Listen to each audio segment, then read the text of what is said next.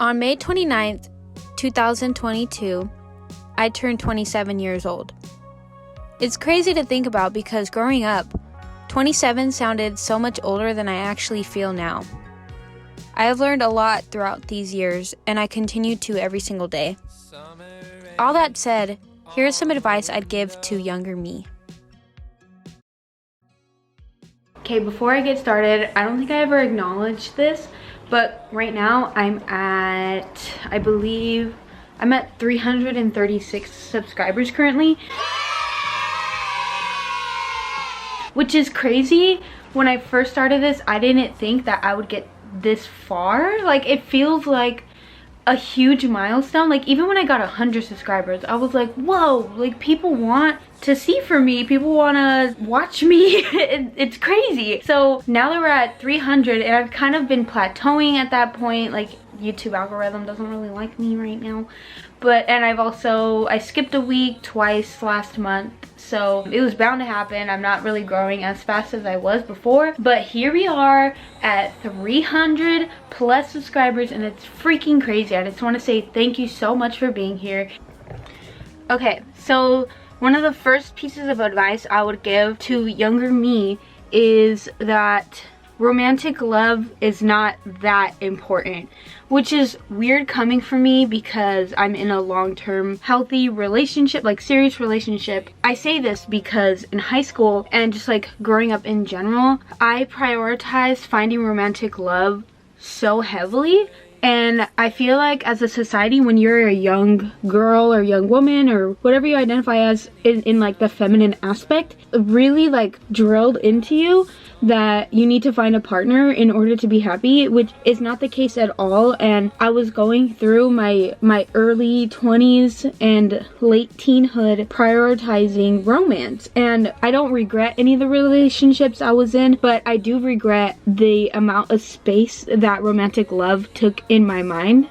It was a lot. So I just want to say to myself, you're young, don't worry about relationships. They'll come when they're meant to come, and it'll be great. It should be, at least. My second piece of advice would be that less is more, and that goes with a lot of things. That goes with, I'm not gonna say money. If you can afford more rent and you are able to find a place with less rent, then you can afford do that. Skincare, that goes with clothing, that goes with just like general things that you have, and also food. Sometimes it could be overwhelming to have a lot of ingredients and you don't use it and food goes bad. Sometimes friendships, less is more, quality over quantity.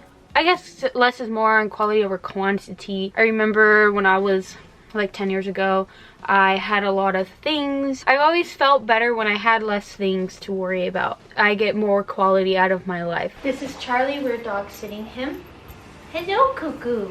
Another piece of advice I would give to younger me: explore every interest or urge that you have. So that goes with work, that goes with hobbies, that goes with friendships, that goes with, weirdly enough, romantic encounters. And what I just said, romance isn't that important, but pursue every opportunity that you want. With that goes with any urge or interest that you want to pursue, do it badly. This is huge for me because when I want to start something, like learn a language, even with my YouTube channel, anything any hobby that I want to learn, I have it in me somewhere where I feel like I need to be really good at it before I can pursue it, which is so dumb when you think about it, but that's just how I was for the longest time until I started realizing it now. And in order to do something, you need to just start, and if you want to become good at it, you just keep doing it and doing it and doing it. That would be my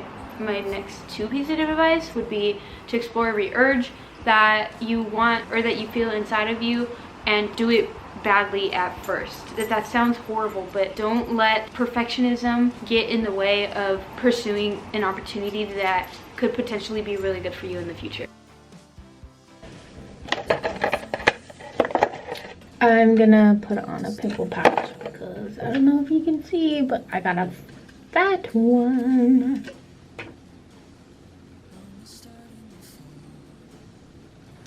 Alright, and I have a cute little star on my face. So the next thing that I would tell my younger self. So if you make a choice and it doesn't work out the way that you had planned, or it doesn't work out in your favor, it's okay to go back to square one. This for me was something I barely learned 2 months ago. So I made a choice. Some of you might know, I used to live in California, and I grew up there. I was born and raised there, and I loved it there.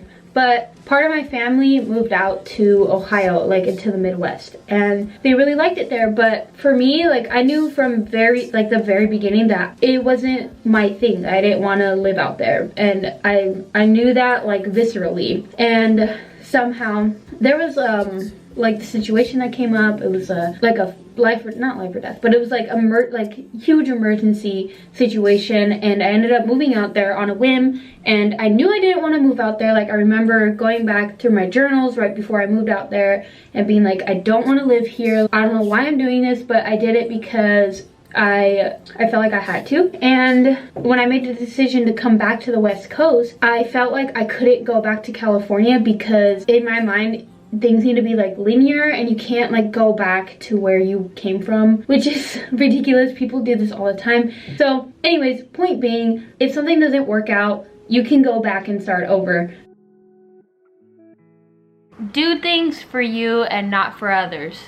And then I put in parentheses, major life decisions. You can say no. So I was that person who grew up with the really strong parental figure presence. I'm not gonna say which one. And I took what they had to say about me and just like life in general really like to heart. Like, that was truth to me. And growing up with that made me into the person that I was / am today, is to wanna like be a people pleaser basically, and like want to do things that other people think I should do rather than what I want to do. And the you can say no part to me is like not being a yes person, a yes man, yes girl, whatever, and truly listening to yourself. Yeah, making decisions for yourself and not really worrying about what other people are gonna say or think about it, because ultimately it's your life, and whether or not you do it one way or the other, people are gonna judge you. So might as well just do the things that you want to do with your life. I don't know what number this is. Oh, look at my cute ass journal. I got this at Target. So your health first always. I wrote that down, and I think in that moment when I wrote it down, I was talking about like mental health, but also like physical health too. You got to take care of your body. It will deteriorate. That's the nature of being a human being and having a body. Eat whole foods, get a little bit of exercise in every day, take your vitamins, go do your yearly checkups, get your teeth cleaned every 6 months. Even though I haven't done that, I need to listen to my own advice. Surround yourself with people. I'm giving like so much advice. Surround yourself with people who are good for you, who don't make you feel negative or bad for being yourself in any way. A lot of those things go into the being a healthy person always. All that to say, put your health first always, whether it be mental or physical, or if you're sick, like take a sick day, like don't go to work sick. I think the pandemic has taught us that a lot, but it's changing back to like the old ways, and it's dumb. Sitting like that was starting to hurt me. Next piece of advice I would have is to say yes to every opportunity that you specifically want to take. That goes with the thing that comes to mind for me is when I was in college, I was given a lot of travel opportunities, and I said yes to all of them except for one. And the reason why I said no to that one is because I have work. Which, go to your job, but also like if this one in a lifetime opportunity comes up and you have the means and you can take the time off from work, freaking just do it. Like, you don't want to live your life with regrets. That goes with a lot of things. Say yes to every opportunity. Say yes to starting your YouTube channel. Say yes to getting a dog. Say yes to getting a new job that pays slightly more and it seems a little more fun. Say yes to a vacation with your friends. Say yes to that new food you've been wanting to try. Say yes to that person you've been wanting to go out on a date with. It could be literally anything. If you want to say yes, say yes. And I guess the opposite of that would be, if you want to say no to something, say no. Don't feel bad. It's your life, it's your body, it's your time. You have the authority over yourself to say yes or no to whatever you want. So this one is more of like, so it's like two parts. Talk to people. They're interesting, and most everyone wants to connect with another person. There is such thing as stranger danger, but there are also people out there who you meet in public that when you have a conversation with them, they have a lot of life experience to share. They have stories, they have connections, and this kind of goes into my next one, which is more of like a work thing, is talk to people or connect with as many people as you can, especially if you're in college. Connect with your professors, connect with your managers, connect with your professors, especially because they're the ones, when you're done graduating, they're the ones to be writing up your reference letters and maybe possibly giving you employment opportunities or internship opportunities. Getting people who are willing to be references for other jobs and they have good things to say about you after graduation is huge. And especially if you're in like a weirdly specific career like music, you gotta know people. If you're in the music industry, I'm sure I haven't noticed this yet because I'm a baby YouTuber, but I'm sure having connects on YouTube are huge.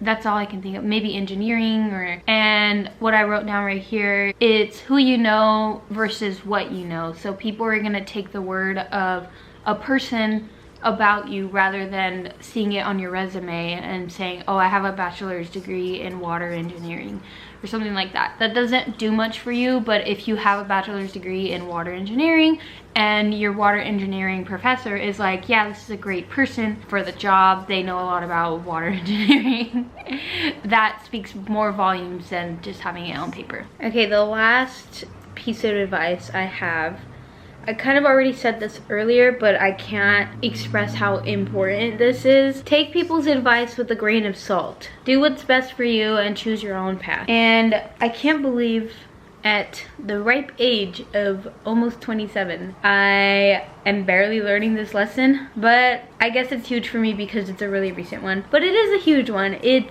sometimes, or actually most of the time, the path that society deems right or necessary isn't right for you.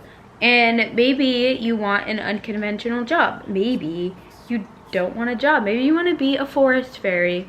Maybe, I don't know. Things don't need to be so black and white or A, B, C, D, E. Life is not linear. You could be 29 years old, the CEO of a water engineering company. I don't know why that's my favorite thing to say right now. You could be a CEO of a water engineering company, and at 31 years old, you're a server at a restaurant. And you know what? I've met people. When I went to Portland, we went to a sushi restaurant, and the server there was like, yeah, I have 3 bachelor's degree and a master's degree, and I was working in the field for such a long time. And now he's a full-time server at a sushi restaurant. And he's like, I'm so much happier here. And there's truth to that. You don't need to, like, if you went to school and you followed like the path that society said you should follow, sometimes that's not gonna work out. And if you're like me, who got a degree, don't really use it, like you don't really want to, in all honesty, because they're very like 8 to 6 p.m. and you get 8 paid days a year off. You get 2 days of sick time. Like, that's ridiculous. So don't beat yourself up if you're not in this like certain path. Like, you're meant to be where you're meant to be. Always do best for you. Always. I can't stress that enough. It's insane. You gotta do what you gotta do for you. One day we went outside and we went for a walk. There were trees. There was also the park. And we said, who is that? And we said, Daddy's home. I'm just kidding, Cuckoo. I'm just kidding. Go lay down. Come here. I'm so sorry. Oh, shoot. He's freaking out. Cuckoo, Daddy's not home. I know. I'm sorry.